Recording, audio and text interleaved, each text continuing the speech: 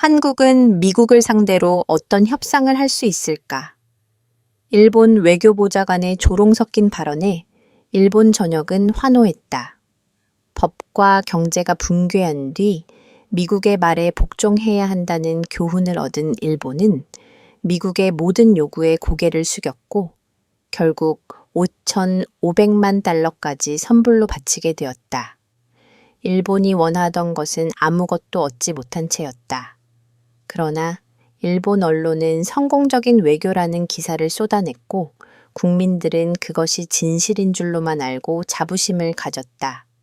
하지만 48시간 뒤 일본이 합리화하던 모든 것은 산산조각 났다.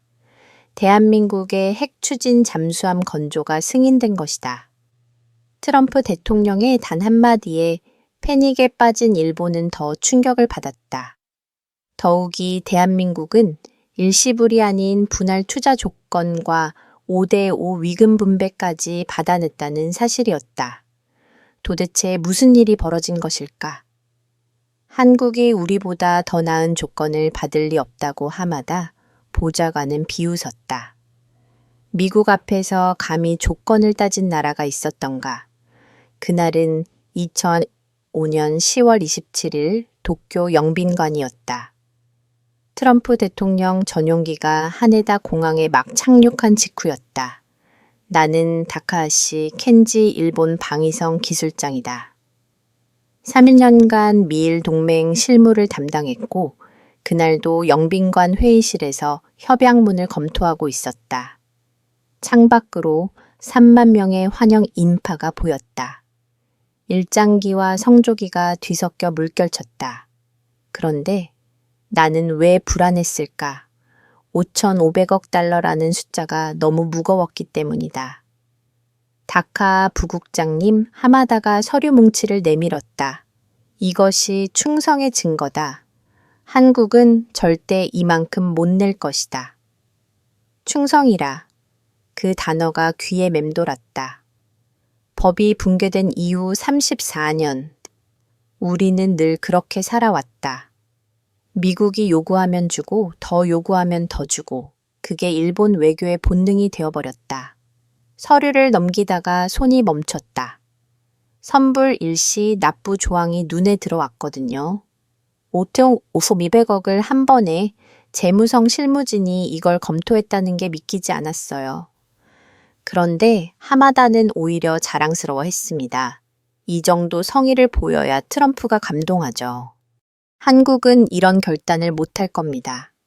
트럼프가 영빈관에 도착했을 때 총리가 직접 마중을 나갔습니다. 붉은 카페 뒤에서 두 사람이 악수하는 순간 카메라 플래시가 터졌어요. 그런데 트럼프의 표정이 묘했습니다. 만족스러운 듯 하면서도 어딘가 심드렁한 마치 예상했던 것을 확인한 사람의 얼굴이었까요? 일본은 완벽한 동맹입니다. 서명식에서 트럼프가 말했죠. 500억 달러. 이것이 진정한 파트너십이죠. 회의실이 박수로 가득 찼습니다. 외무성 차관이 눈물까지 글썽이었어요. 저도 안도감을 느꼈습니다. 이 정도 희생이면 한국은 더 내야 할 테니까요. 총리가 서명하는 손이 떨리지 않았습니다. 연습을 많이 했겠죠. 펜이 종이에 닿는 순간 저는 이상한 기시감을 느꼈어요.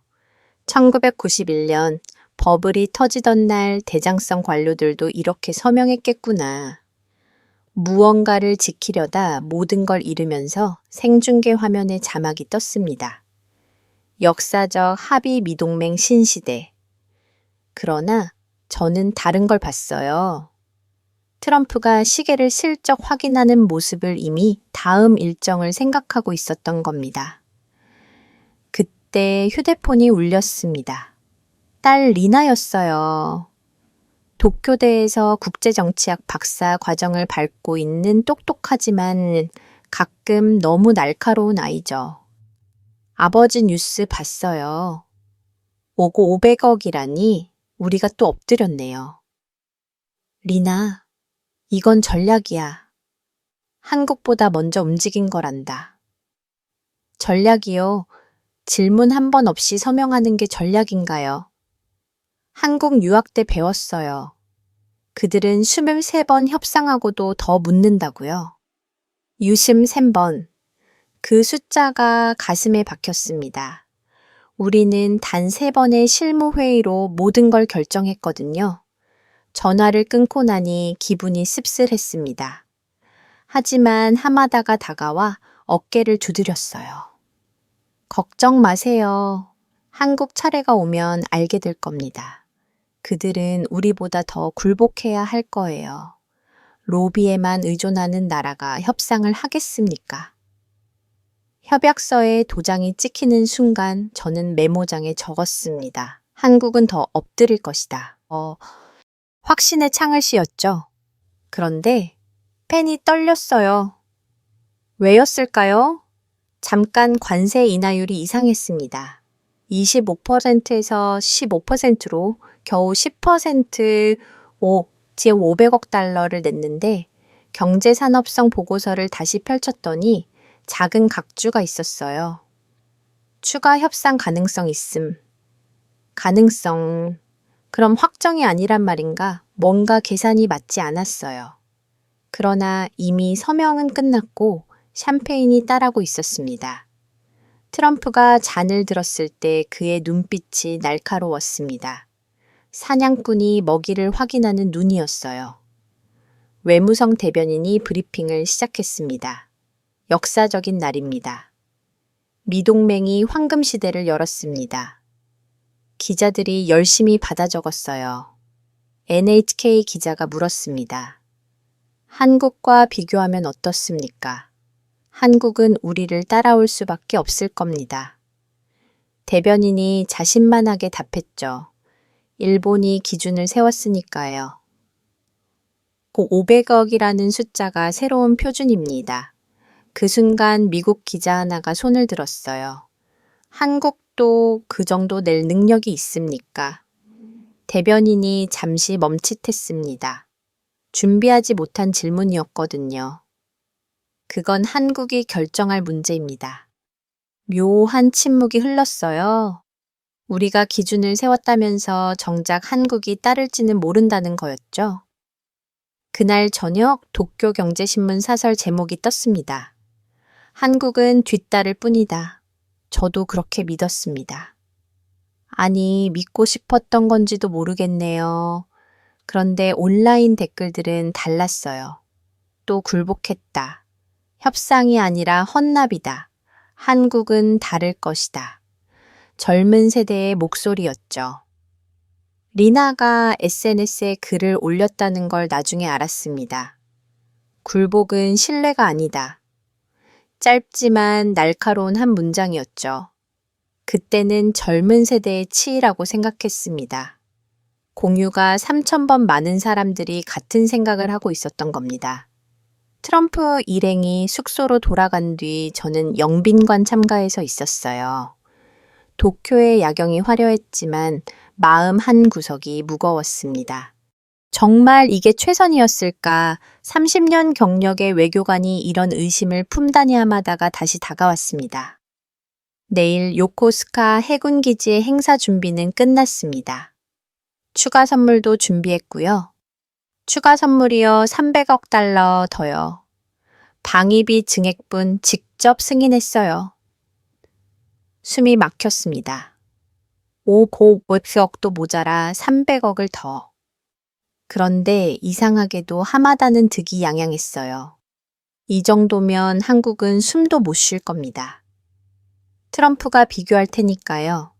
일본은 5,800억, 한국은 이렇게 물으면 끝이죠. 그날 밤 침대에 누워서도 잠이 오지 않았습니다. 천장을 보며 생각했죠. 우리는 정말 협상을 한 걸까 아니면 그냥 굴복한 걸까? 협상이라면 주고받는 게 있어야 하는데 우리가 받은 건 뭐지? 10% 관세이나 그것도 추가 협상 가능성이라는 단서가 붙은 새벽 3시 인넥에서 또 메시지가 왔습니다. 아버지, 한국은 다를 거예요. 그들은 질문할 줄 아닐까요? 서울 연구실 동료가 말했어요. 한국 정부는 이미 차례 시뮬레이션을 끝냈다고요? 질문. 그 단어가 계속 머릿속을 맴돌았습니다. 우리는 트럼프에게 단 한 번도 질문하지 않았어요. 왜 500억인지, 왜 관세는 10%만 인하인지, 왜 추가 요구를 하는지, 왜 선불이어야 하는지, 창밖에서 첫새가 울기 시작했습니다. 곧 아침이 오겠죠. 그리고 트럼프는 한국으로 떠날 겁니다. 저는 서류 가방을 다시 열었어요. 협약서를 펼쳐보니 작은 글씨로 조항들이 빼곡했습니다. 선불 일시 납부, 환불 불가 추가 협상 제한 읽을수록 숨이 막혔습니다. 가슴이 철렁했습니다. 이건 계약이 아니라 항복 문서였어요. 그런데 이미 늦었죠. 도장은 찍혔고 돈은 약속됐고 세계가 지켜봤으니까요. 한국은 어떻게 나올까 문득 궁금해졌습니다. 정말 우리보다 더 굴복할까 아니면 리나가 말한 대로 질문을 할까 아침 6시 외무성에서 긴급 메시지가 왔습니다. CNN 속보한국 정부 트럼프 방한 대비 특별 TF 가동 협상 전략 재검 재점검. 트럼프가 이틀 뒤 도착하는데 지금 전략을 재점검한다고? 그럼 지금까지 뭘 준비한 거지? 아니면 우리의 결과를 보고 전략을 바꾸는 건가? 저는 창밖을 보며 중얼거렸습니다. 이 승부는 이미 끝났어. 한국이 뭐라든 500억을 넘을 순 없을 거야. 정말 그랬을까요? 지금 생각하면 그때 제가 본 건 황금비 천상이었을 뿐입니다. 진짜 승부는 이제부터 시작이었고 한국은 우리가 상상도 못한 카드를 준비하고 있었으니까요. 요코스카의 아침은 축제 분위기였습니다. USS 조지 워싱턴함 갑판에 성조기가 펄이고 미군 수병들이 도열해 있었죠. 저는 방위성 대표단과 함께 트럼프를 기다리고 있었습니다. 다카하시 부국장님 준비된 각서 다시 한번 확인하셨죠? 하마다가 속삭였어요.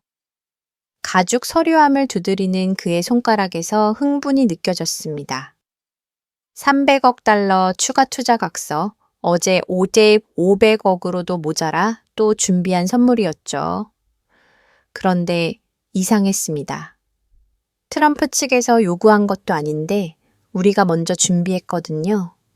마치 더 바쳐야만 안심이 드는 것처럼 트럼프가 함상에 올랐을 때 미군들이 일제히 격려했습니다.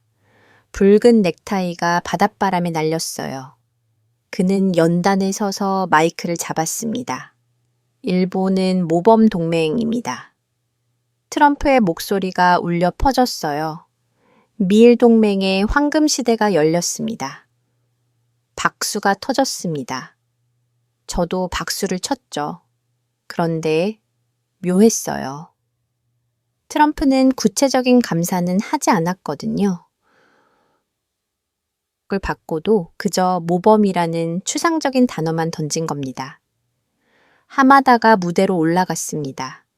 그리고 준비한 각서를 꺼내 들었어요. 대통령님, 일본의 추가성입니다. 카메라들이 일제히 플래시를 터뜨렸습니다.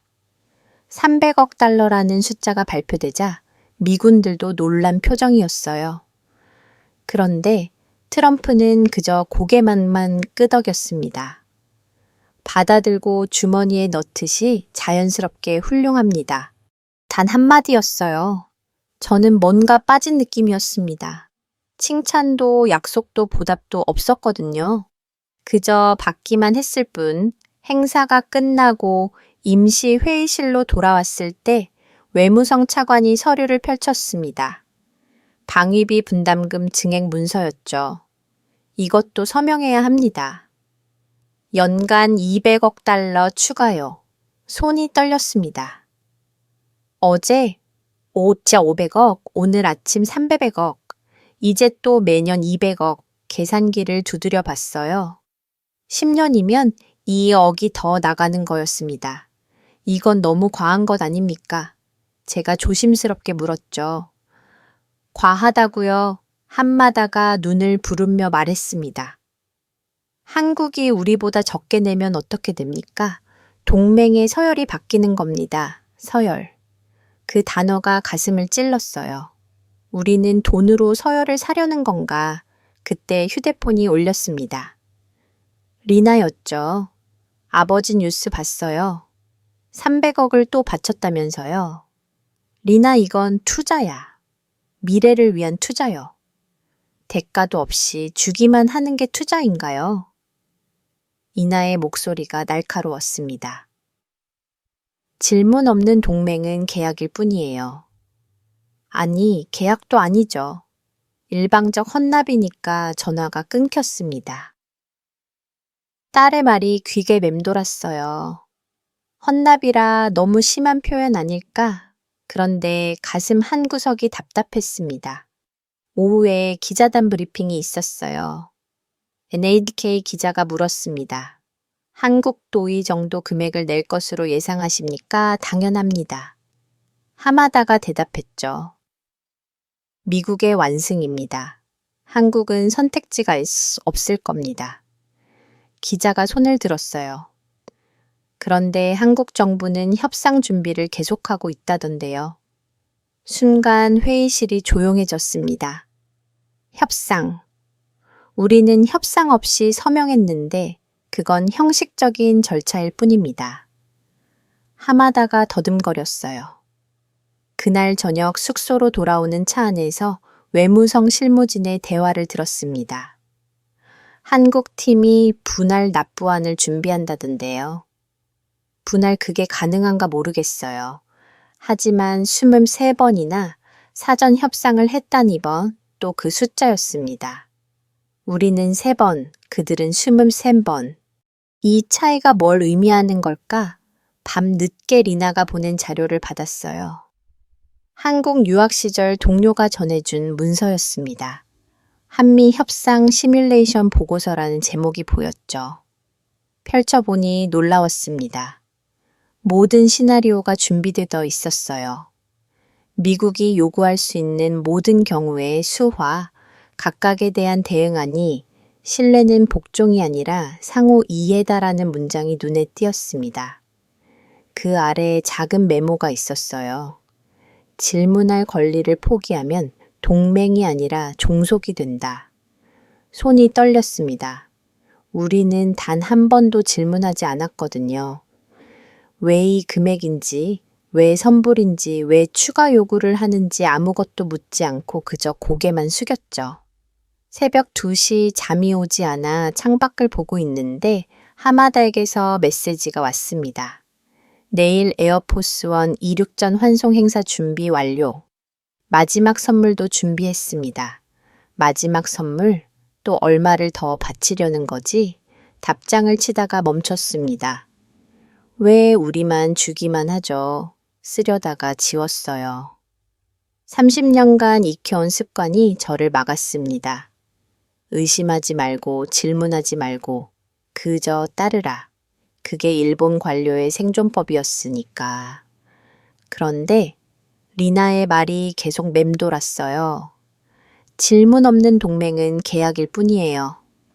다음 날 아침 하네다 공항에서 트럼프를 환송했습니다. 그가 비행기 트랩을 오르다가 뒤돌아봤어요. 손을 흔들었지만 미소는 없었습니다. 마치 거래가 끝난 세일지행 같았죠. 한국에서도 좋은 결과가 있길 바랍니다. 총리가 마지막 인사를 했어요. 물론이죠. 트럼프가 답했습니다. 일본이 좋은 선례를 만들었으니까요. 선례 그 단어가 불길했습니다. 우리가 만든 선례가 정말 좋은 걸까? 아니면 한국이 피해갈 함정을 보여준 걸까? 에어포스원이 이륙하자 하마다가 어깨를 두드렸어요. 이제 한국 차례입니다. 그들이 얼마나 당황할지 보고 싶네요. 저는 고개를 끄덕였지만 마음이 무거웠습니다. 정말 한국이 당황할까? 아니면 우리가 놓친 뭔가를 그들은 잡을까? 차로 돌아오는 길에 NHK 속보가 떴습니다. 한국 정부 분할 납부 및 조건부 투자안 최종 검토 분할 납부, 조건부, 그게 가능한 건가 우리는 왜 그런 생각을 못했지 말도 안 됩니다. 하마다가 코수음을 쳤어요. 트럼프가 그런 조건을 받아들일 리 없어요. 그런데 이상했습니다. CNN은 계속 한국의 협상 전략을 자세히 보도하고 있었거든요. 마치 뭔가 알고 있는 것처럼. 그날 밤 리나가 또 전화를 걸어왔어요. 아버지 한국 측 소식 들으셨어요. 그들은 경주 에이펙, 뭔가 큰 그림을 그리고 있대요. 큰 그림. 신뢰 외교라는 새로운 프레임을 준비했다던데요. 돈이 아니라 가치로 승부한다고. 가치 5, 800억 달러를 이미 약속한 우리가 무슨 가치를 말할 수 있을까? 그때는 몰랐습니다. 한국이 준비한 문장이 모든 걸 뒤집을 줄은 저는 불안한 마음으로 창밖을 봤습니다. 도쿄만 너머이 깔리고 있었어요. 트럼프를 실은 비행기는 이미 한국 영공에 들어섰겠죠. 그리고 우리가 만든 선례는 어쩌면 우리 스스로를 가둔 감옥이 될지도 모른다는 생각이 들었습니다. 외무성에서 긴급 메시지가 왔어야 해요. 한국 대통령 경주 연설문 사정, 공개 거부 극비 유지 연설문을 숨긴다. 뭘 준비하기에 불안감이 더 커졌습니다. 우리는 모든 카드를 다 보여줬는데 한국은 아직도 손에 뭔가를 숨기고 있었던 겁니다. 이제 끝났어. 저는 스스로에게 말했습니다. 한국이 뭐라든 800억을 넘을 순 없을 거야. 하지만 속으로는 알고 있었죠. 숫자가 전부가 아니라는 걸. 그리고 우리가 놓친 가장 중요한 것. 왜라는 질문을 한국은 준비하고 있다는 걸. 에어포스원이 일본을 떠난 지한 시간, 외무성 상황실은 긴장으로 가득했습니다.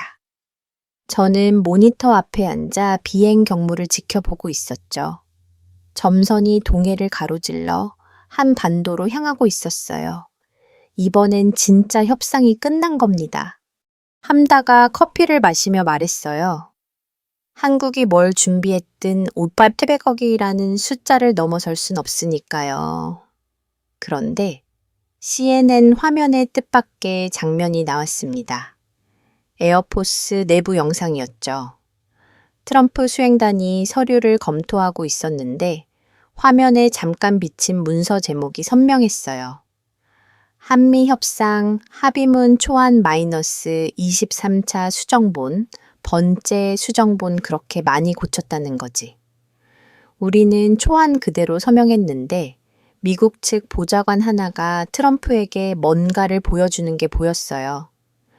트럼프가 고개를 끄덕이며 메모를 하더군요. 무슨 내용일까? 우리와는 전혀 다른 반응이었습니다. 우리에게는 메모 한 줄 남기지 않았거든요. 저건 슈입니다. 하마다가 손을 저었어요. 한국은 늘 그래요. 과정은 복잡하게 만들지만 결과는 뻔하죠. 로비만 잘하는 나라가 실질적 협상을 하겠습니까? 그 순간 전화가 울렸습니다. 주미 일본 대사관이었어요. 국무부 소식통에 따르면 한국이 특별한 조건을 제시했다고 합니다. 특별한 조건 분할 납부, 10년연 200억 달러, 상한선 그리고 창호 검증 조항이라는데요. 창호 검증 그게 뭔지 이해가 안 됐습니다.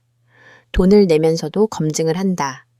우리는 그냥 믿고 냈는데 더 있습니다. 목소리가 떨렸어요. 한국은 매년 투자 효과를 측정해서 조정한다는 조항을 넣었대요. 효과가 없으면 감액도 가능하다고. 감액 한번 약속한 걸 줄일 수도 있다고. 그런 조건을 미국이 받아들인다는 게 말이 되나 하마다가 전화를 빼앗아 들었어요. 그런 조건을 트럼프가 받아들일 리 없습니다. 미국은 확실한 돈을 원하지 조건부 약속을 원하지 않아요. 그런데 이상했습니다. 국무부 소식통이 왜 이런 정보를 흘리는 거지? 마치 한국의 제안을 미리 알리는 것 같았어요. 점심시간 리나가 학계 인터뷰 영상을 보내왔습니다. 도쿄대 국제정치 포럼이었죠. 리나가 발표하고 있었어요.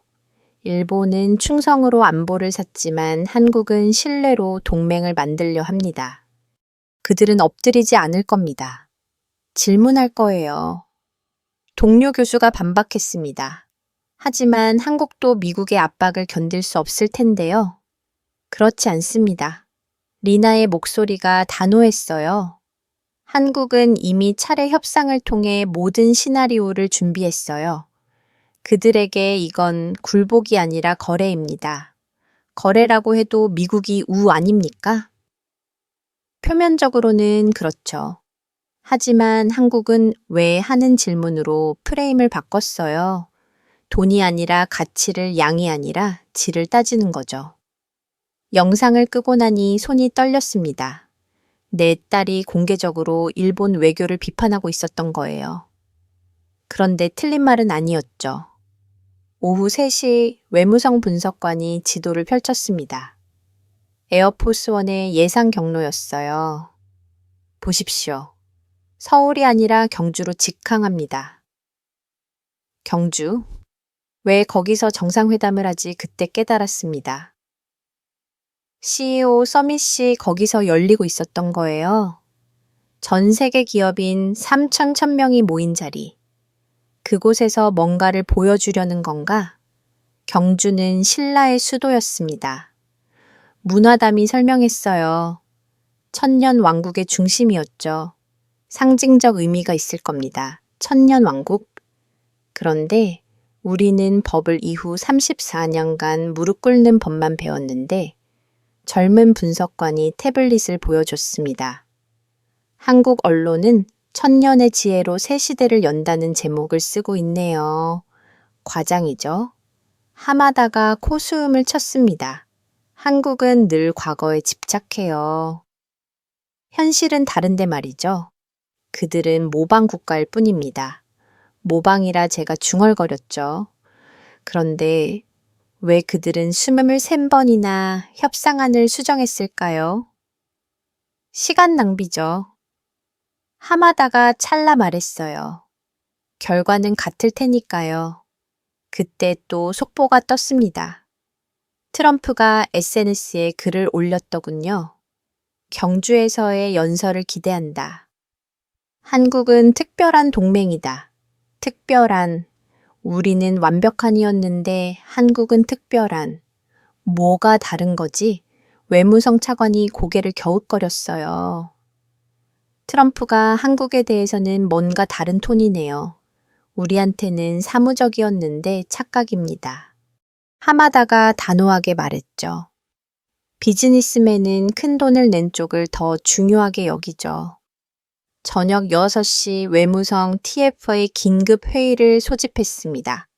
한미 회담 속보를 수집하라는 지시가 떨어졌죠.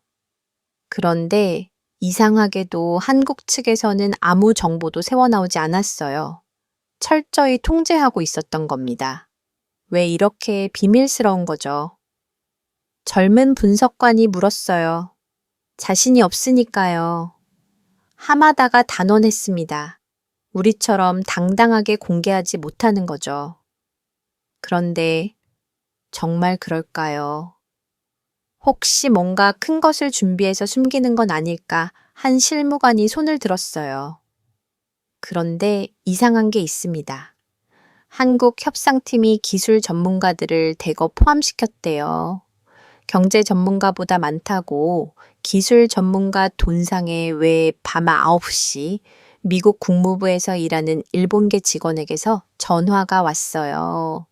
다카하시 선배님 한국팀 협상 문서를 봤는데요. 놀랍습니다.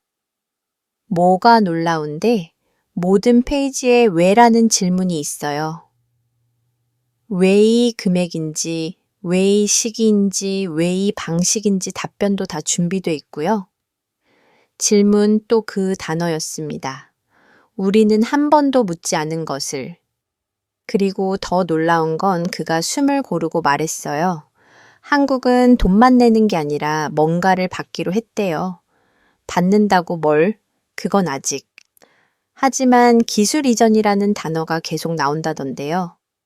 그리고 마스가 조선소 프로젝트도 논의됐고요.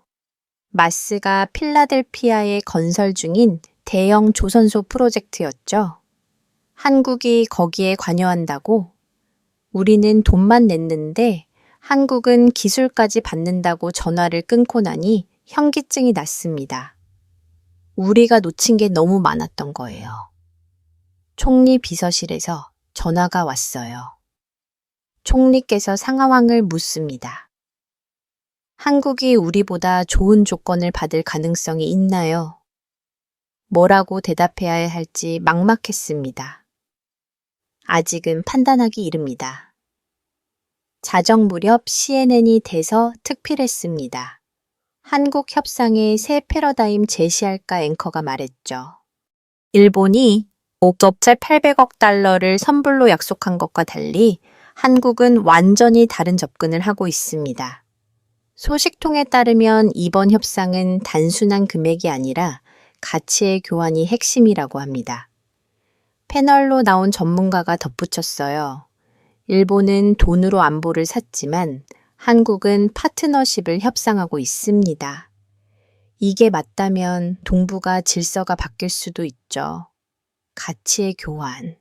우리는 왜 그 생각을 못했을까? 아니, 할 수 없었던 건가? 34년간 굴복이 습관이 된 우리에게 교환이라는 개념 자체가 사라진 건지도 모르겠네요. 새벽 1시 잠들려던 순간 리나에게서 마지막 메시지가 왔어요. 아버지 내일 경주에서 역사가 바뀔 거예요. 한국 대통령이 준비한 한 문장이 모든 걸 뒤집을 겁니다. 무슨 문장? 그건 내일 아침에 알게 되실 거예요. 하지만 힌트를 드리자면 신뢰라는 단어가 들어가요. 그리고 아버지가 평생 못 들어본 외교 언어일 거예요. 신뢰. 우리는 충성을 바쳤는데 그들은 신뢰를 말한다. 뭐가 다른 거지? 창밖을 보니 도쿄의 불빛들이 하나둘 꺼지고 있었습니다. 에어포스원은 이미 한국 상공을 날고 있겠죠. 그리고 몇 시간 후면 경주에서 무언가가 시작될 겁니다. 저는 불안했어요. 아니, 두려웠다는 게 맞을지도 모르겠네요. 우리가 만든 선례가 틀렸다면 58800억이라는 숫자가 의미 없다면 충성이 답이 아니라면 한국은 모방 국가다. 하마다의 말을 되뇌어 봤습니다. 그런데 정말 그럴까요? 23번의 협상 모든 페이지의 질문과 답변 기술 이전 요구 마스가 조선소 참여. 이게 모방인가요? 아침이 오고 있었습니다. 그리고 저는 예감했죠. 오늘 2025년 10월 29일이 일본 외교의 전환점이 될 거라는 걸. 외무성 상황실 모니터에는 경주팩 정형이 비치고 있었어요. 수천 년 역사의 도시에서 새로운 역사가 쓰이려 하고 있었습니다. 그리고 우리는 그저 지켜볼 수밖에 없었죠. 이미 우리의 카드는 다 써버렸으니까요. 아침 9시 경주 에이펙 회장 외무성 상황실의 대형 스크린에 생중계 화면이 떴습니다. 3명의 세계 기업인들이 원형 극장처럼 배치된 회의장을 가득 채우고 있었어요. 한국 대통령이 연단에 올랐습니다. 검은 정장, 붉은 넥타이. 단순하지만 강렬했죠. 트럼프는 맨 앞줄 중앙에 앉아 있었습니다. 표정을 읽을 수 없었어요. 오늘 저는 신뢰에 대해 말하고자 합니다. 한국 대통령의 첫 문장이었습니다. 신뢰. 돈 얘기가 아니라 하마다가 코수음을 쳤어요. 감성에 호소하는군요. 트럼프한테는 안 통할 텐데. 그런데 다음 문장이 모든 걸 바꿨습니다. 동맹은 거래가 아니라 신뢰입니다. 순간 회의장이 조용해졌어요. 카메라가 트럼프를 비췄습니다. 그가 고개를 들어 한국 대통령을 바라보고 있었죠. 눈빛이 날카로웠습니다. 흥미를 느낀 사냥꾼의 눈이었어요. 한국 대통령이 이어갔습니다. 거래는 숫자로 끝나지만 신뢰는 역사를 만듭니다. 우리는 돈으로 안보를 사는 것이 아니라 함께 미래를 만들어가는 파트너가 되고자 합니다. 그 순간 믿을 수 없는 일이 벌어졌습니다. 트럼프가 자리에서 일어났어요. 그리고 박수를 쳤습니다. 혼자서 천천히. 하지만 분명하게 외무성 상황실이 정적에 휩싸였습니다. 아무도 말을 못했어요.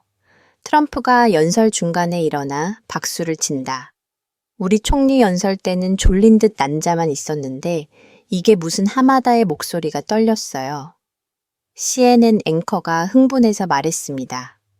놀랍습니다. 트럼프 대통령이 한국 대통령의 연설에 길립박수를 보냈습니다. 이례적인 장면입니다. 한국 대통령은 잠시 멈췄다가 미소를 지으며 고개를 숙였습니다. 그리고 다시 말을 이었죠. 한국은 미국과 함께 3가지를 약속합니다. 첫째, 투명한 협력. 둘째, 상호 검증. 셋째, 지속 가능한 성장 투명 검증 지속. 우리가 한 번도 언급하지 않은 단어들이었습니다. 구체적으로 말씀드리겠습니다. 대통령이 자료를 펼쳤어요. 한국은 3,500억 달러를 10년에 걸쳐 투자합니다. 매년 효과를 검증하고 필요하면 조정합니다. 이것은 일방적 헌납이 아니라 상호 투자입니다. 3,500억, 우리의 절반도 안 되는 금액이었어요. 그런데 왜 트럼프는 만족스러운 표정이었을까? 더 중요한 것은 한국 대통령이 목소리를 높였습니다. 우리는 마스가 조선소 프로젝트 핵심 파트너가 됩니다. 한국의 조선 기술과 미국의 인프라가 만나 새로운 시대를 열 것입니다. 마스가 그제야 이해했습니다. 한국은 돈만 낸 게 아니라 기술과 함께 들어간 거였어요. 파트너로서 트럼프가 마이크를 잡았습니다. 즉석 발언이었죠. 한국은 진정한 동맹이 무엇인지 보여줬습니다. 이것이 바로 내가 원했던 협력입니다. 외무성 회의실에 충격이 퍼졌어요. 원했던 협력. 그럼 우리의 OCC 800억은 원하지 않았던 건가? 다카하 씨는 즉시 TF팀을 소집했습니다. 신뢰교 분석 보고서를 작성하세요. 한국이 어떻게 이런 결과를 만들었는지 파악해야 합니다.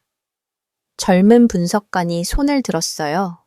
그런데 부국장님 이미 늦은 것 아닙니까? 우리는 이미 서명했잖아요.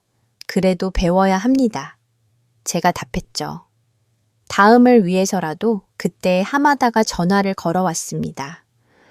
거의 고함에 가까운 목소리였어요. 감상은 금지입니다. 분석만 하세요. 한국의 쇼에 넘어가면 안 됩니다. 쇼라고요? 제가 물었습니다. 트럼프가 기리박수를 친 게 쇼입니까? 그건 트럼프도 분위기에 휩쓸린 겁니다. 실질적으론 우리가 더 많이 냈잖아요. 맞는 말이었습니다. 숫자로는 우리가 이겼죠. 500억 그발배백원데 한참채 500억. 그런데 왜 이렇게 진 것 같을까요? 오후가 되자 상황이 더 명확해졌습니다. 백악관이 성명을 발표했어요. 한미 파트너십의 새로운 장이 열렸다. 한국과의 협력은 단순한 동맹을 넘어 미래 산업의 동반자 관계로 발전할 것이다. 동반자 우리에 대해서는 자금 제공자라고만 했는데 리나가 전화를 걸어왔어요. 아버지 봤죠? 한국이 해냈어요. 해냈다고 우리보다 적게 냈는데 아버지는 아직도 숫자만 보시는군요. 리나의 목소리가 안타까워했습니다. 한국은 관계를 샀어요. 우리는 안보를 샀고요. 뭐가 더 오래 갈까요? 전화를 끊고 나서 한참을 생각했습니다. 관계와 안보 정말 다른 걸까? 저녁 무렵. 일본 언론들이 일제히 비판 기사를 쏟아냈습니다. 한국의 감성 외교는 위험한 도박. 숫자가 진실이다. 일본의 선택이 옳았다. 그런데 해외 언론은 달랐어요. 파이낸셜 타임스는 이렇게 썼습니다. 한국은 21세기형 동맹의 모델을 제시했다. 종속이 아닌 협력 복종이 아닌 신뢰. 밤 10시 긴급 화상회의가 소집됐습니다. 총리, 관저, 외무성, 방위성, 재무성이 모두 연결됐죠. 한국보다 적게 받은 것처럼 보입니다. 총리의 첫 마디였어요. 국민들에게 어떻게 설명해야 합니까? 숫자로 설명하면 됩니다. 하마다가 답했죠. 우리가 더 큰 책임을 졌다고 책임 총리가 되물었습니다. 그게 자랑입니까? 아무도 대답하지 못했어요. 그때 재무성 차관이 폭탄 같은 말을 했습니다. 한국의 분할 납부 조건을 분석해 봤는데요. 10년 후 실질 가치로 따지면 우리와 비슷합니다. 인플레이션과 투자 수익을 고려하면요. 뭐라고요? 게다가 마스가 프로젝트 수익 배분권도 있고 기술 이전 조항도 있습니다. 경제적으로는 한국이 더 유리할 수 있습니다. 회의실이 다시 조용해졌어요. 우리는 완전히 패배한 거였습니다. 숫자에서도 가치에서도 새벽 1시, 저는 아직도 사무실에 남아 있었습니다. 경주 연설 동영상을 다시 보고 있었죠. 동맹은 거래가 아니라 신뢰입니다. 그 한 문장이 계속 머릿속을 맴돌았어요. 리나가 문자를 보냈습니다. 아버지 하마다 보좌관이 감상 금지라고 했다면서요. 웃기네요. 느끼지 않으니 배울 수 없는 거예요. 맞는 말이었습니다. 우리는 34년간 느끼는 걸 금지당했어요. 분석만 하고 복종만 하고 계산만 했죠. 그에서 신뢰하는 단어를 잊어버린 건지도 모릅니다. 다음 날 아침 외무성 전체 회의가 열렸습니다. 대강당이 가득 찼어요. 모두가 한국의 성공을 이해하려 애쓰고 있었죠. 핵심은 프레이밍입니다. 젊은 전략가가 발표했어요. 한국은 돈이 아니라 가치를 앞세웠고 거래가 아니라 관계를 강조했습니다. 그래서 하마다가 짜증스럽게 물었죠.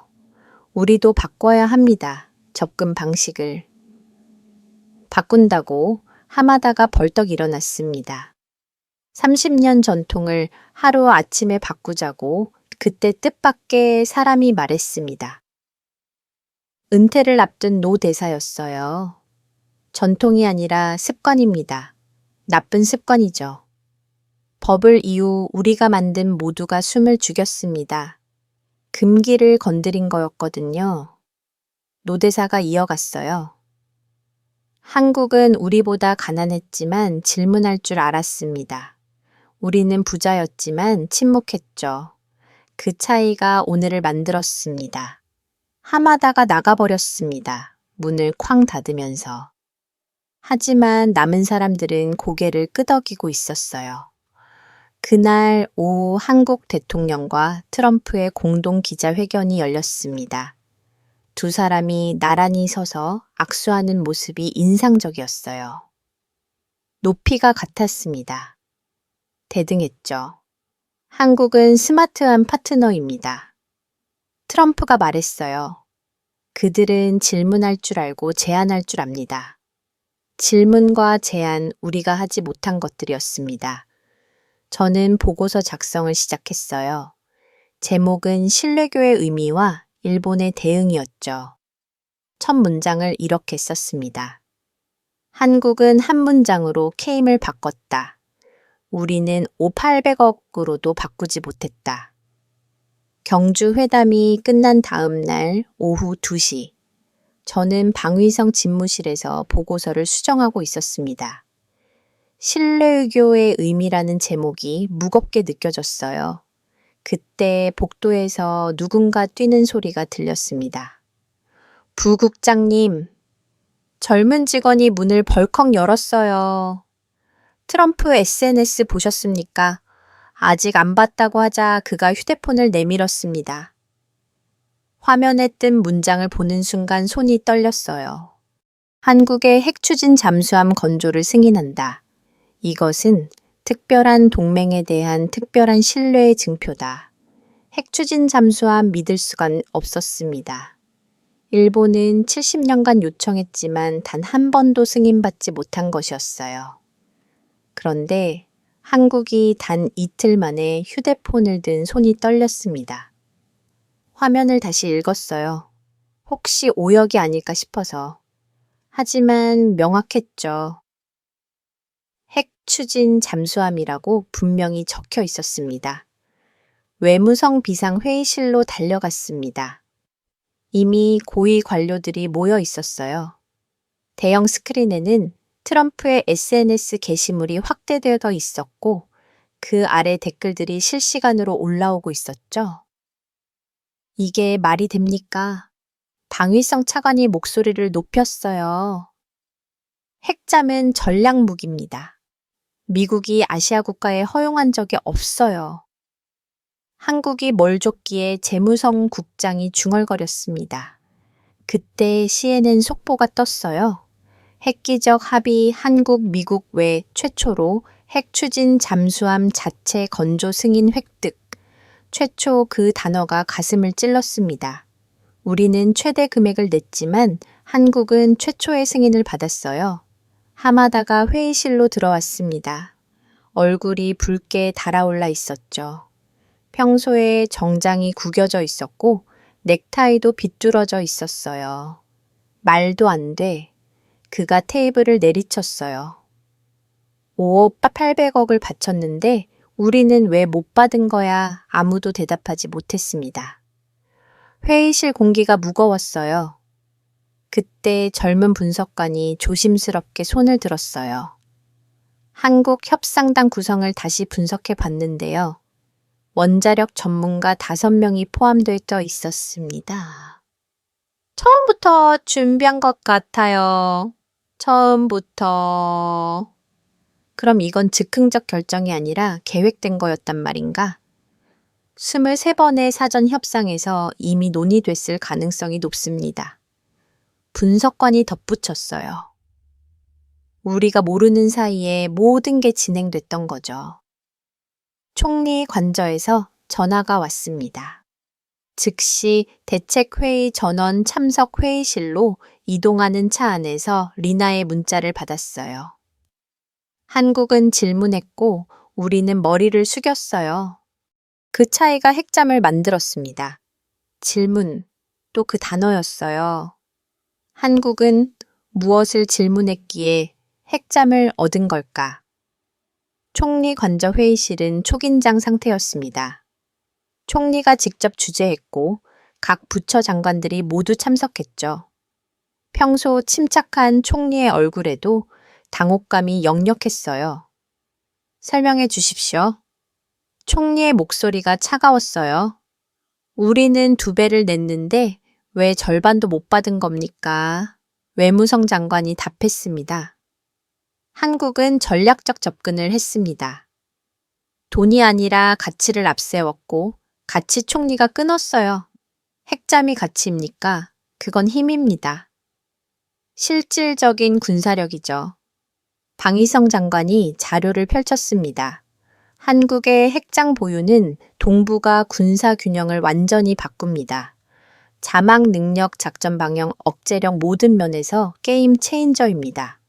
그래서 총리가 물었어요. 우리도 요청합니까? 이미 늦었습니다. 함다가 힘없이 말했죠. 한국이 특별 승인을 받은 이상 우리가 똑같이 요구하면 따라하는 것처럼 보일 겁니다. 따라하기. 일본이 한국을 따라한다. 상상도 못했던 일이었어요. 오후 4시 도쿄 증시가 급락했습니다. 2.7% 하락. 투자자들이 일본의 안보 불안을 우려한 거였죠. 반면 한국 증시는 상한가를 기록했어요. 이제 어떻게 해야 합니까? 재무성 장관이 물었습니다. 아무도 답하지 못했어요. 그때 하마다가 갑자기 일어섰습니다. 그리고는 창밖을 멍하니 바라보더니 우린 왜 이걸 못했나? 그의 목소리가 떨렸어요. 평소에 자신만만함이 사라지고 그저 지친 중년 남자의 얼굴이었습니다. 넥타이를 풀어헤치며 의자에 주저앉았죠. 더 이상 고함도 분노도 없었습니다. 그저 공허함만 남았어요. 저녁 무렵 국방부 보고서가 도착했습니다.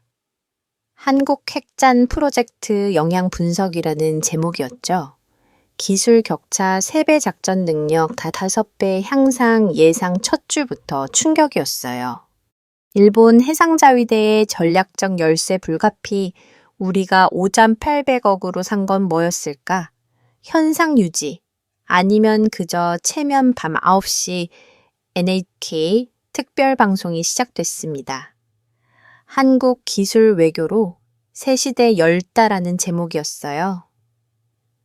앵커가 말했습니다. 한국은 돈이 아니라 신뢰로 양이 아니라 질로 승부했습니다. 이제 일본도 근본적 변화가 필요합니다. 일본 방송이 이런 논조라니 시대가 변하고 있었어요. 패널로 나온 전문가가 충격적인 분석을 했습니다. 일본은 공급자 역할만 했지만 한국은 파트너가 됐습니다. 핵잠은 그 상징이죠. 외무성 대변인이 준비했던 브리핑을 취소했습니다. 뭐라고 설명할 수가 없었거든요. 우리는 더 많이 냈지만 덜 받았다고 말할 순 없잖아요. 자정무렵나가 찾아왔습니다. 연구실에서 밤새 분석했다면서 두꺼운 자료를 보여줬어요. 아버지 한국 협상 문서를 입수했어요. 놀라운 게 있습니다. 뭔데 모든 요구사항에 근거가 있어요. 왜 핵잠이 필요한지 어떻게 운용할지 미국에 어떤 이익이 되는지 80페이지 분량이에요. 80페이지. 우리는 요청서 한 장도 제대로 쓴 적이 없는데 그리고 더 중요한 건 리나가 특정 페이지를 펼쳤어요. 한국은 핵잠을 단독으로 운용하는 게 아니라 미국과 공동훈련 프로그램을 제안했어요. 기술 공유와 함께 공동훈련 기술 공유. 한국은 받기만 한 게 아니라 주기도 했던 거였어요. 우리는 왜 이런 생각을 못했을까? 제가 물었죠. 못한 게 아니라 안 한 거예요. 리나가 단호하게 말했습니다. 30년간 복종만 하다 보니 제안하는 법을 잊어버린 거죠. 다음 날 아침 미국 국방부가 추가 발표를 했습니다. 한국의 핵잠 프로젝트는 마스가 조선소에서 진행되며 양국 기술진이 공동 참여한다. 마스가 조선소 결국 모든 게 연결되어 있었던 겁니다. 한국은 처음부터 큰 그림을 그렸고 우리는 그저 수표에 서명만 했던 거죠. 워싱턴 포스트가 분석 기사를 실었어요. 한국의 승리 비결, 철저한 준비, 명확한 비전, 그리고 왜라는 질문. 우리가 30년간 묻지 않았던 그 질문이 모든 차이를 만들었습니다. 오후가 되자 일본 정치권이 들끓기 시작했습니다. 야당은 구력 외교의 극치라고 비판했고 여당 내에서도 전략 전면 재검토 목소리가 나왔어요. 하마다는 그날 이후로 공식 석상에 나타나지 않았습니다. 병가를 냈다는 소문이 돌았죠.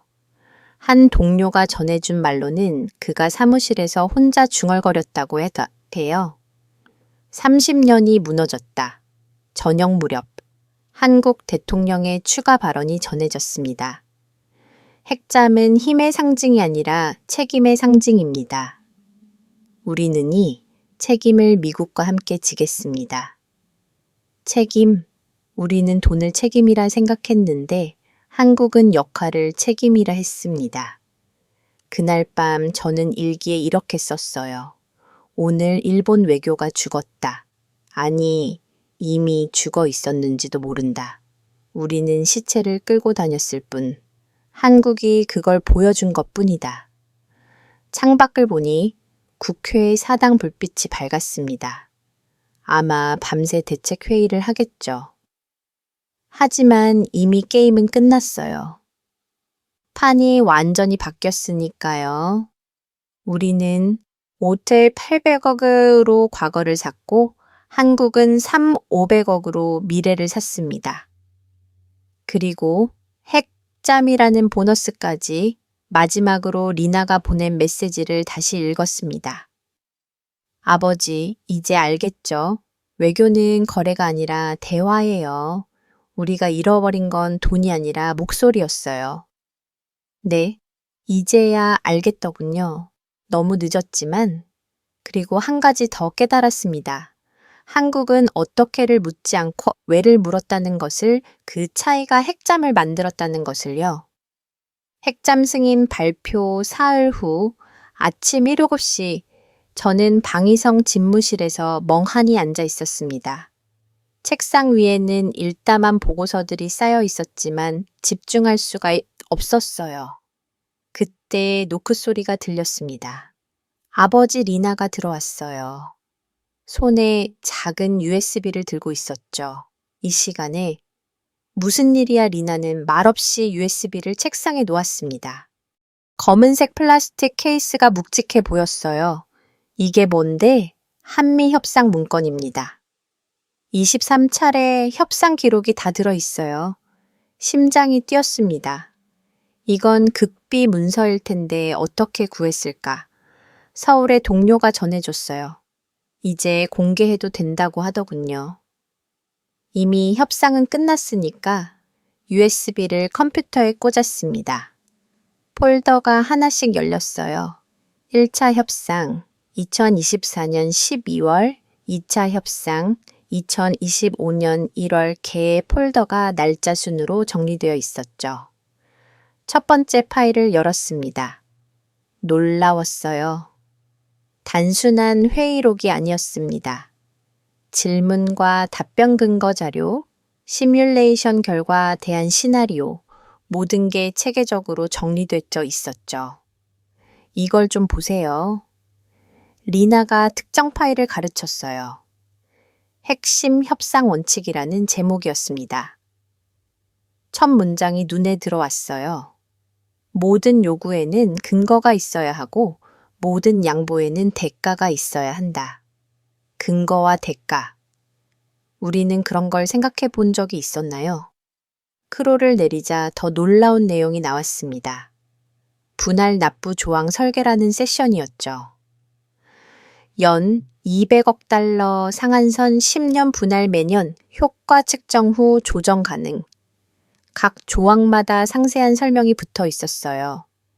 왜 200억인지, 왜 10년인지, 효과 측정 기준은 무엇인지, 이건 제가 말을 잊지 못했습니다.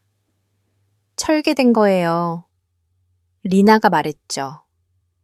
즉흥이 아니라 철저한 계산이었던 거죠. 15번째 협상 기록을 열었더니 상업적 합리성이라는 문구가 반복적으로 나왔어요. 처음 보는 표현이었습니다. 상업적 합리성이 뭐지? 비즈니스 관점이에요. 리나가 설명했습니다.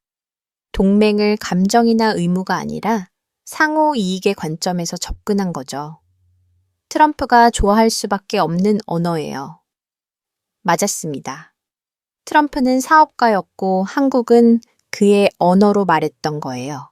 우리는 충성의 언어로 말했고요. 50번째 협상 파일에서 충격적인 내용을 발견했습니다. 마스가 조선소 지분 참여 및 기술 이전 방안이라는 제목이었죠. 한국 조선 기술과 미국 인프라의 결합으로 양국 모두에게 이익 그 아래 상세한 수익 분석이 있었어요. 10년간 예상 수익 200억 달러, 한국 지분 40% 기준 480억 달러 회수 가능, 480억.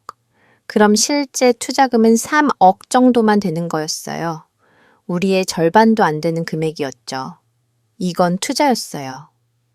리나가 조용히 말했습니다. 헛납이 아니라 가슴이 답답했습니다. 우리는 왜 이런 생각을 못했을까? 아니, 할 수 있었을까? 마지막 파일을 열었습니다. 최종 협상 전략이라는 제목이었어요. 거기엔 한 문장이 굵은 글씨로 적혀 있었습니다. 신뢰는 감정이 아니라 절차다. 절차 그 단어가 머릿속을 울렸어요. 한국은 신뢰를 만드는 절차를 설계했고 우리는 그저 믿어달라고 애원했던 거였습니다.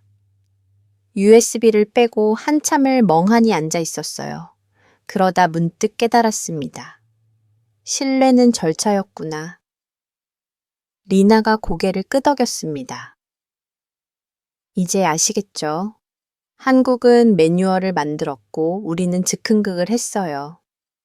저는 즉시 보고서 작성을 시작했습니다. 제목은 한국 협상 전략 분석 및 일본 외교 개선 방안이었죠. 첫 페이지에 크게 썼습니다. 신뢰는 절차다. 우리는 절차 없이 결과만 원했다. 오후에 외무성의 보고서를 제출했습니다. 실무진이 모여서 검토하기 시작했어요. 회의실 분위기가 무거웠습니다.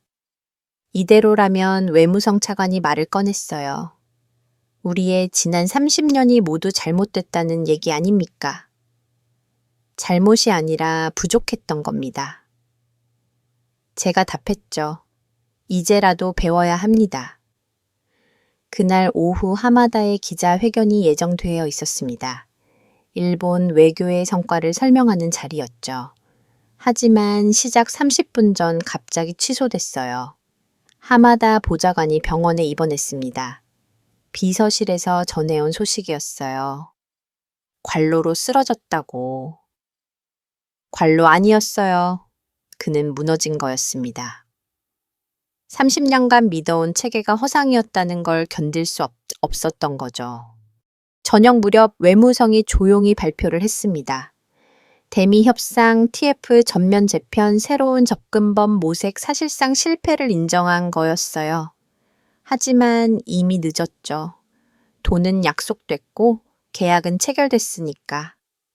그날 밤 총리 관저에서 비공개 회의가 열렸습니다. 저도 참석했어요. 총리가 직접 물었습니다. 한국 문서를 봤다면서요. 우리가 뭘 놓쳤습니까? 잠시 생각하다가 답했습니다. 질문입니다. 우리는 얼마를 물었지만 한국은 왜를 물었습니다. 총리가 한숨을 쉬었어요. 이제 와서 왜를 묻는다고 달라질까요? 최소한 다음엔 다르게 할 수 있을 겁니다. 회의가 끝나고 나오는데 한 젊은 관료가 다가왔어요. 부국장님, 한국 문서에서 가장 인상적인 게 뭐였습니까? 투명성이요. 제가 답했죠. 모든 과정을 기록하고 공유했더군요. 우리는 늘 비밀스럽게 처리했는데 다음 날 아침 일본 언론이 일제히 보도했습니다. 외무성 TF 재편 새 시대 준비. 하지만 국민들은 냉담했어요. 온라인 댓글을 보니 이미 늦었다. 돈만 날렸다. 한국에게 배워야 한다. 그중 한 댓글이 가슴을 찔렀습니다. 일본은 언제부터 이렇게 됐나? 우리가 아시아의 리더였는데. 리더 맞아요. 우리는 리더였습니다. 하지만 언제부턴가 추종자가 됐죠. 스스로 생각하기를 멈추고 그저 따르기만 했어요. 점심때 리나가 연구실로 초대했습니다. 벽에 큰 차트가 붙어 있었어요. 한일 협상 전략 비교라는 제목이었죠. 보세요, 아버지. 리나가 차트를 가르쳤어요. 한국은 목표가 명확했어요. 기술 확보, 산업 협력, 안보 강화. 우리는 그저 관계 유지였죠. 목표의 차이. 그것이 모든 걸 갈랐던 거였어요. 오후에 국회 외교위원회 청문회 예고가 나왔습니다. 주제는 한미일 협상 결과 평가였죠. 저도 증인으로 소환됐어요. 청문회를 준비하면서 다시 한번 한국 문서를 검토했습니다. 그리고 한 가지 더 발견했어요. 모든 협상 기록 말미에 같은 문구가 있었습니다. 오늘의 양보가 내일의 신뢰를 만든다. 양보와 신뢰. 우리는 양보만 했지 신뢰를 만들지는 못했어요. 저녁 무렵 비서실장이 전화를 걸어왔습니다. 청문회에서 진실을 말해 주십시오. 포장하지 말고 국민들이 충격받을 텐데요. 이미 받았습니다. 이제는 배워야 할 때입니다. 전화를 끊고 창밖을 봤어요. 도쿄의 밤거리가 평소처럼 밝았지만 뭔가 달라 보였습니다. 시대가 변하고 있었어요. 그리고 우리도 변해야 했죠. 마지막으로 리나에게 메시지를 보냈습니다. 고마워. 진실을 보여줘서 리나의 답장이 왔어요. 아버지, 이제 시작이에요. 일본도 다시 일어설 수 있어요. 질문하는 법부터 다시 배우면 돼요. 네. 질문. 우리가 잊어버린 가장 기본적인 것, 그것부터 다시 시작해야겠죠. 11월 1일 오전 9시 외무성 대강당위 기자들로 가득 찼습니다. 전 세계가 주목하는 순간이었죠. 마스가 조선소 프로젝트 첫 시뮬레이션 영상이 공개되는 날이었습니다. 대형 스크린에 필라델피아 조선소 정형이 비쳤어요. 거대한 크레인과 도크, 그리고 한미 양국 국기가 나란히 펄럭이고 있었습니다. CNN 기자가 현장에서 생중계를 시작했죠. 역사적인 순간입니다. 한국 기술과 미국 인프라가 만나는 첫 결과물을 보게 됩니다. 저는 리나와 함께 중계를 지켜보고 있었습니다. 외무성 실무진들도 숨죽이고 화면을 응시했어요. 젊은 직원들의 눈빛에는 호기심이 노련한 관료들의 표정에는 불안이 섞여 있었죠.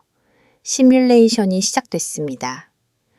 가상의 핵 추진 잠수함 건조 과정이 3차원 영상으로 펼쳐졌죠. 한국의 공법이 적용된 조립 과정이 놀라웠어요. 기존 방식보다 획기적으로 빨랐습니다. 화면이 바뀌더니 실제 조선소 내부가 보였습니다. 한국 엔지니어들이 미국 기술진과 함께 대형 모니터 앞에서 있었어요. 한국 팀장이 레이저 포인터로 설계도를 가리키며 설명하고 미국 기술자들이 고개를 끄덕이며 메모를 하는 모습이 인상적이었죠. 이 부분이 핵심입니다. 한국 팀장의 목소리가 들렸어요. 블록 건조 방식을 원자력 추진 시스템과 결합했죠. 이론적으로만 가능하다고 여겨졌는데 우리가 실현시켰습니다. 화면에 미국 기술자가 나타났어요. 필라델피아 조선소 수석 엔지니어였죠. 그의 표정에는 진정한 존경이 담겨 있었습니다. 믿기 어려우실 겁니다만 그가 말을 시작했어요. 한국 팀이 가져온 기술로 효율이 180% 향상됐습니다. 이들은 이미 준비돼 있었어요. 10년 아니 20년 전부터 180%, 거의 2배에 가까운 향상이었습니다. 대강당의 웅성거림이 퍼졌어요. 어떻게 가능한 거지? 한 실무관이 중얼거렸습니다. 리나가 조용히 답했어요. 한국은 기다리고 있었던 거예요. 기회를. 그리고 그 기회가 왔을 때 준비된 모든 걸 쏟아본 거죠. 영상이 이어졌습니다. 한국 기술진이 미국 엔지니어들과 함께 설계를 검토하는 모습, 새로운 용접 기법을 시연하는 장면, 그리고 완성된 시뮬레이션 모델. 특히 인상적인 건 양국 기술진이 서로를 대하는 태도였어요. 상하 관계가 아닌 동등한 파트너로서 토론하고 있었죠. 미국 엔지니어 한 명이 인터뷰했습니다. 한국 팀과 일하는 건 놀라운 경험이에요. 그들은 묻고 제안하고 함께 해결책을 찾습니다. 단순한 하청가 아니라 진짜 파트너예요. 이게 파트너십입니다. 수석 기술자가 카메라를 정면으로 보며 말했어요. 한국은 돈만 가져온 게 아니라 노하우를 가져왔습니다. 진정한 기술 동맹이죠. 그 순간 월스트리트 저널을 속보가 화면 하단에 떴습니다. 신뢰 외교의 모델 한국 협상에서 인간성을 증명하다. 인간성 그 단어가 가슴을 울렸어요. 우리는 숫자로 충성을 증명하려 했지만 한국은 관계로 인간성을 보여줬던 거였습니다. 놀라운 일이 벌어졌습니다. 대강당에 있던 일본 기자 한 명이 일어나 박수를 치기 시작했어요. 아사히 신문의 노련한 기자였죠. 그가 일어서자 요미리 기자도 따라 일어났습니다. 그러자 하나 둘 다른 기자들도 따라 일어났어요. 이건 외무성 대변인이 당황했어요. 우리 기자들이 왜 한 기자가 박수를 치며 말했습니다. 진짜를 봤으니까요. 이게 외교죠. 일본 언론이 한국의 성과에 박수를 보낸 거였습니다. 경쟁국이 아니라 배워야 할 모델로 인정한 순간이었어요. 리나가 조용히 말했습니다. 진짜를 알아본 거예요. 가짜 충성과 진짜 협력의 차이를. 생중계는 계속됐습니다. 트럼프가 영상 메시지를 보냈어요. 한국은 약속 이상을 보여줬습니다. 이들은 말이 아니라 행동으로 신뢰를 증명했죠. 이게 내가 원했던 동맹입니다. 원했던 동맹. 그럼 우리와의 동맹은 원하지 않았던 건가요? 기자회견 시간이 됐습니다. 한 젊은 기자가 리나에게 질문을 던졌어요. 리나가 언제부터 공식 석상에 나오게 됐는지 몰랐지만 외무성이 그녀의 분석을 인정한 모양이었습니다. 다카하시 리나 박사님, 일본은 이제 어떻게 해야 합니까? 리나가 마이크를 잡았어요. 우린 이제 배워야 합니다. 한국이 보여준 건 단순한 협상 기술이 아니에요. 태도의 전원이었죠. 종속에서 협력으로 복종해서 제안으로 또 다른 기자가 물었습니다. 구체적으로 뭘 배워야 하나요? 질문하는 법이요. 리나의 대답은 단순했어요. 왜 이 금액인지, 왜 이 방식인지, 왜 우리야 하는지. 이런 질문 없이는 진정한 파트너가 될 수 없습니다. 노 기자가 손을 들었어요. 그런데 이미 늦은 것 아닙니까? 우리는 이미 800억을 약속했고 늦었다고 포기하면 영원히 늦습니다. 리나가 단호하게 말했죠. 지금이라도 시작해야 해요. 다음 세대를 위해서라도 그때 속보가 또 떴습니다. 화면에 큰 글씨로 나타났어요. 하마다 쇼고 총리 보좌관사임. 대강당이 술렁거렸습니다. 하마다가 결국 이어진 보도가 더 충격적이었어요. 하마다 보좌관 사임 기자회견에서 충성 외교의 한계 인정. 새로운 접근 필요성 강조 한계를 인정하다니 그토록 자신만만하던 하마다가 차임 회견 영상이 비쳤습니다. 하마다는 많이 여인 모습이었어요. 정장은 여전히 단정했지만 눈빛에는 생기가 없었죠. 저는 30년간 한 가지만 알았습니다. 그의 목소리가 떨렸어요. 복종이 안전을 가져다 준다고 미국이 원하는 걸 주면 우리가 보호받는다고 믿었죠. 기자들이 숨죽이고 들었습니다. 하지만 틀렸습니다. 하마다가 이어갔어요. 복종은 그저 복종일 뿐이었어요. 안전도 존중도 신뢰도 가져다 주지 않았습니다. 한국이 그걸 증명했죠. 그의 얼굴에 공허한 미소가 떠올랐다가 사라졌습니다. 제 시대는 끝났습니다. 새로운 세대가 새로운 길을 찾길 바랍니다. 카메라 플래시 속에서 그는 고개를 숙이고 퇴장했어요. 30년 일본 외교를 이끌던 사람의 쓸쓸한 퇴장이었습니다. 외무성 회의실로 돌아왔을 때 새로운 인사 발표가 나왔습니다. 차세대 외교관들이 대거 TF팀에 합류했어요. 평균 연령이 10년은 젊어진 것 같았습니다. 신임 보좌관이 첫 브리핑을 했습니다. 40대 초반의 여성 외교관이었어요. 일본 외교 전략 전환, 필요 수평적 협력 관계 구축이 목표입니다. 더 이상 일방적 복종은 없습니다. 수평적 협력 30년 만에 처음 듣는 단어였어요. 오후에 국방부 내부 토론회가 열렸습니다. 주제는 마스가 프로젝트가 주는 교훈이었죠. 한 참모가 분석을 발표했어요. 한국은 기술 제공으로 불가결한 파트너가 됐습니다. 돈은 대체 가능하지만 기술은 대체 불가능하죠. 맞는 말이었어요. 우리는 대체 가능한 자금 제공자였지만 한국은 대체 불가능한 기술 파트너가 된 거였습니다. 젊은 장교가 손을 들었어요. 그럼 우리는 뭘 할 수 있습니까? 이미 기술에서도 뒤처진 것 같은데 뒤처진 게 아니라 다른 길을 간 겁니다. 참모가 답했죠. 우리는 복종의 길을, 한국은 혁신의 길을 이제 우리도 방향을 바꿔야 합니다. 국방 TV에서 리포트를 방영했습니다. 일본 전략 전환 시급 기술 중심 외교로 패러다임 전환 필요 리포터가 현장 인터뷰를 했어요. 도쿄 시민들의 반응이었죠. 부끄럽습니다. 한 중년 남성이 말했어요. 돈만 내면 된다고 생각했는데 한국에게 배워야 해요.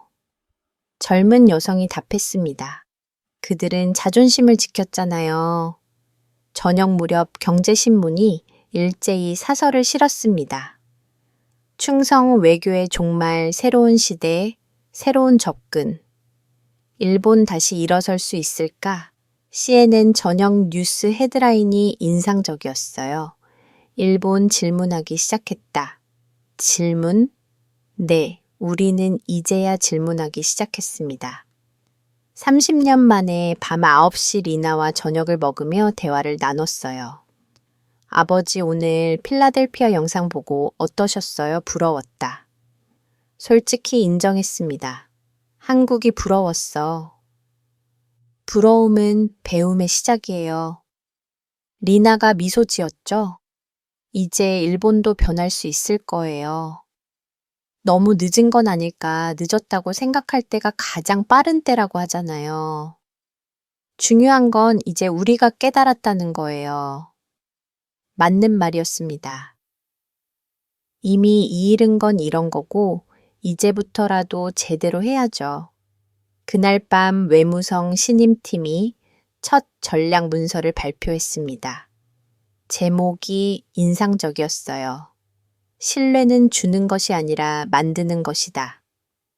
문서를 읽어보니 한국 사례를 상세히 분석하고 있었습니다. 투명성, 상호성, 검증 가능성.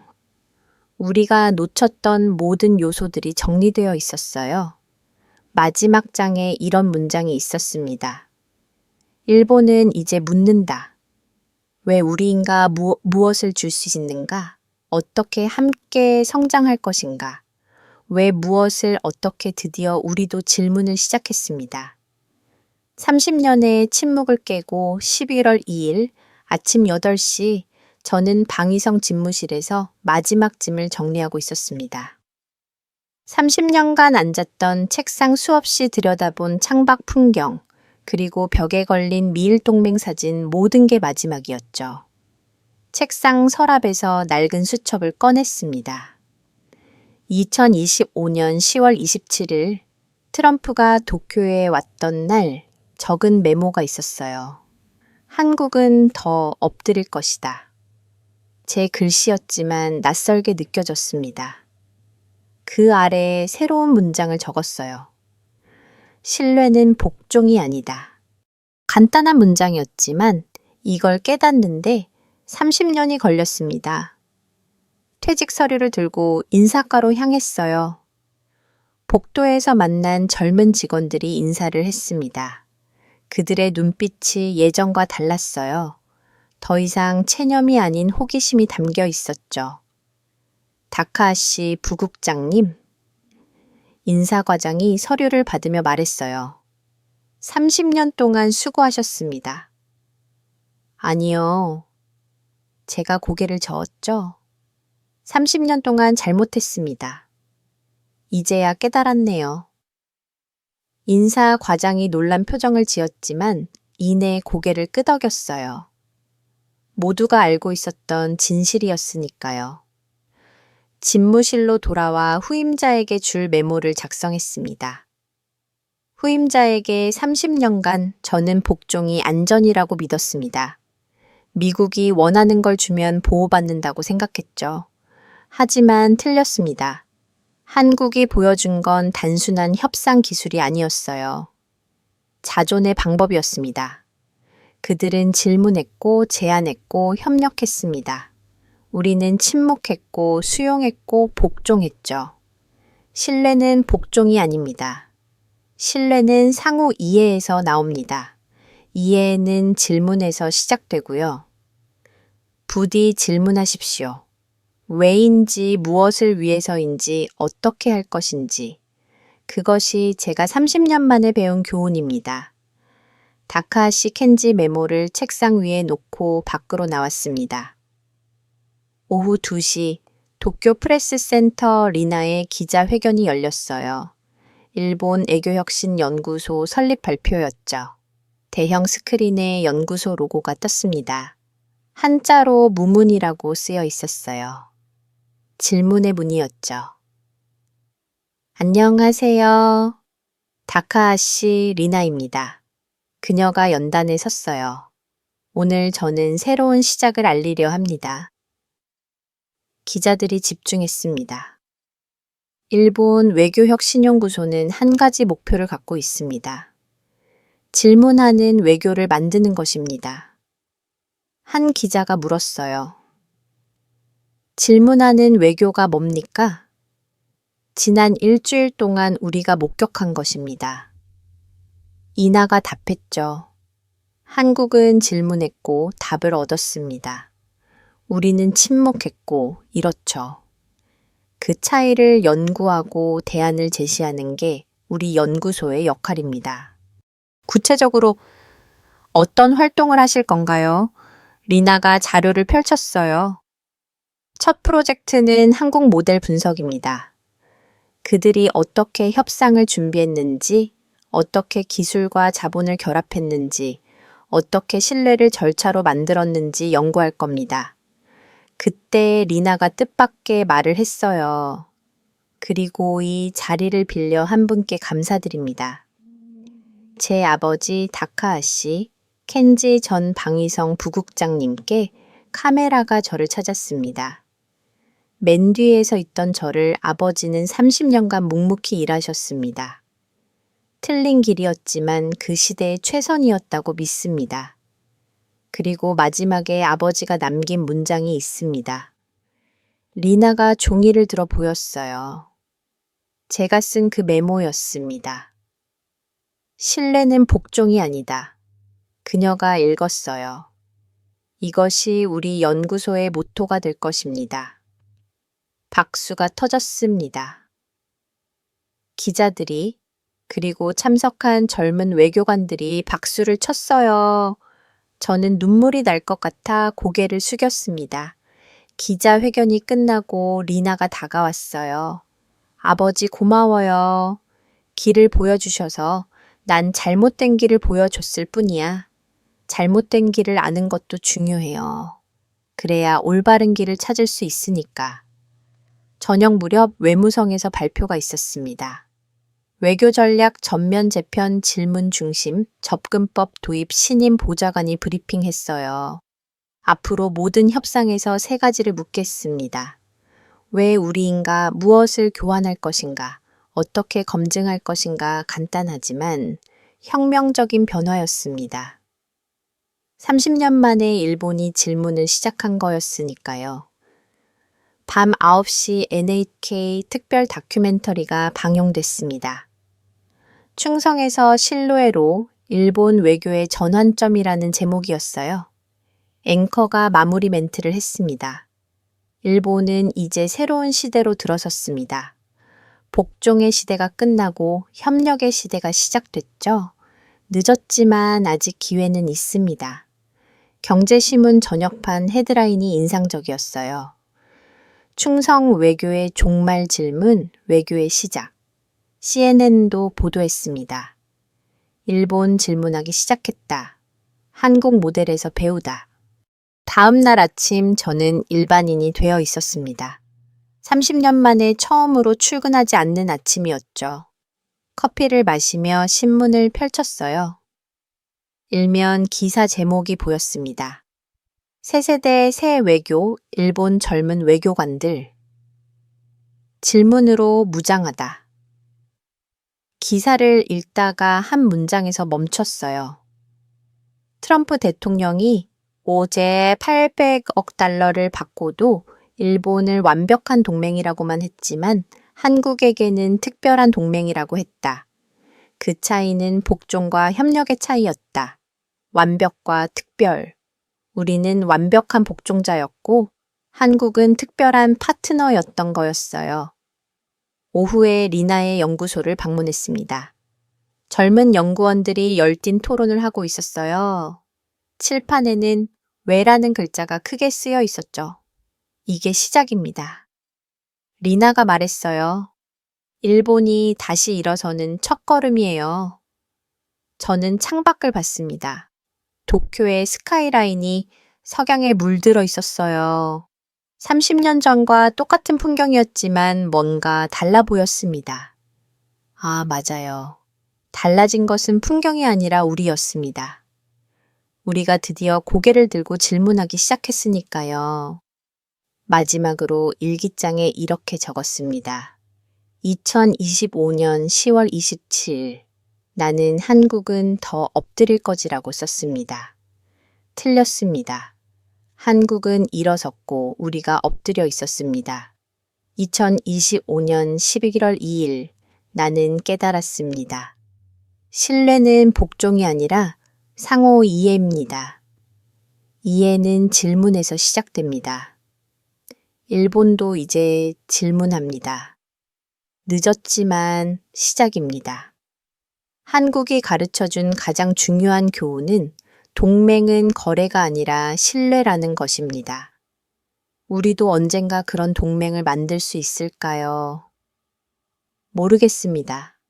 하지만 이제 우리는 묻기 시작했습니다. 그것만으로도 희망입니다. 펜을 놓고 일어섰습니다. 30년간의 관료 생활이 끝났고 새로운 삶이 시작되었습니다. 아니, 일본의 새로운 외교가 시작됐다고 해야 맞겠습니다. 질문하는 외교 생각하는 외교 제안하는 외교가 시작된 것입니다. 트럼프는 일본의 머리를 쓰다듬고 한국의 손을 잡았습니다. 그 차이를 이제 알았습니다. 머리를 쓰다듬는 것은 애완동물에게 하는 것이고 손을 잡는 것은 동료에게 하는 것이었습니다. 우리도 언젠가는 누군가와 손을 잡을 수 있겠지요. 머리를 숙이지 않고 눈을 마주보며 당당하게 그날이 오길 바랍니다. 대한민국이 잘하고 있다고 생각하신다면 한국 최고입니다. 대한민국이 아직 멀었다고 생각하신다면 한국 힘내라. 여러분의 생각을 댓글로 남겨주세요.